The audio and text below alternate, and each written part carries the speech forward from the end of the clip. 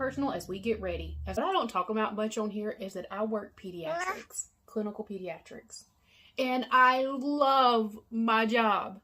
But there's also some things that I wish we could change. Without a doubt, my most favorite part of my job is getting to know the babies as they grow in the families. I'm blessed to get to know them from the time they are usually 3 days old to the time they're getting ready to go off to college. And some of them, when they have their own babies in return.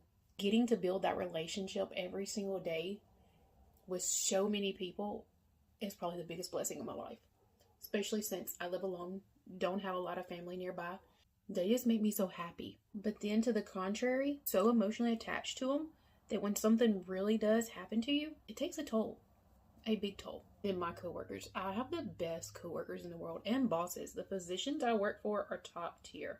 I worked for one physician until he retired, and let me tell you something. Having somebody you work with all the time and being at one position for so long and seeing them leave, it can take a toll on you too.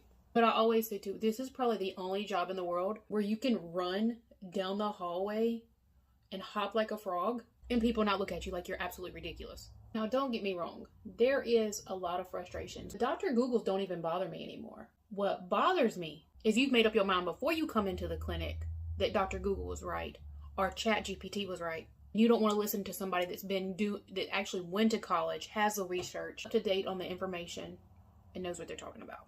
Oh, but don't get me wrong. I love when a patient, a parent especially, stands up for something they really believe in and are questioning. Don't be afraid to question your doctor, okay? But you also have to listen. But if there's something you truly, your gut, go with your gut and speak up. Don't be afraid to speak up. We listen. And so that's one thing I get aggravated about my parents all the time. They'll come out of the room with the doctor and they'll be like, but I really wanted this and this. I'm like, hold up, honey. Let's go talk to him, okay? That's something you need to know about me right now. I will go head to head. You can do anything you want to me. I don't care. But I will go head to head if somebody does something to one of my babies that I know is wrong. Honey, I will lose my Christianity.